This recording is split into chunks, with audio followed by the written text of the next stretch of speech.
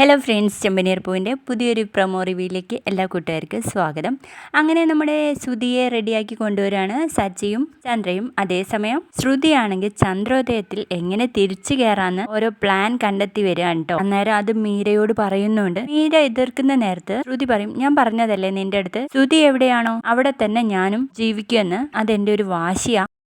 അപ്പോൾ ആ പ്ലാൻ നമ്മുടെ മീരയുടെ അടുത്ത് പറയുന്നുണ്ട്. മീര കുറച്ച് എതിർപ്പ് കാണിക്കുന്നുണ്ടെങ്കിലും മീര അതിന് സമ്മതിച്ച് നമ്മുടെ രവിയെ കാണാൻ വേണ്ടിയിട്ട് പോകുന്നു.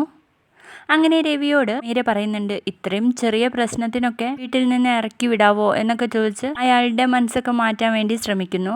അതേസമയം നോർമലായിട്ട് തന്നെ നമ്മുടെ ശ്രുതി ഇവരുടെ ആ ഷോറൂമിൽ കയറി വരുന്നുണ്ട് കേട്ടോ.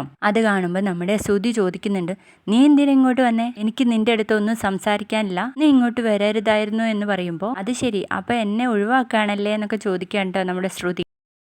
അപ്പോൾ ആ ഷോറൂമിൽ നമ്മുടെ ചന്ദ്രയും കാണും. ചന്ദ്ര ശ്രുതി വന്ന് സംസാരിക്കുന്നത് നോക്കി നിൽക്കുക കേട്ടോ. ചന്ദ്രയെ കണ്ട് ഞെട്ടി നിൽക്കുന്ന ഒരു അടിപൊളി പ്രൊമോ ആണ് ഇന്ന് വന്നിരിക്കുന്നത്.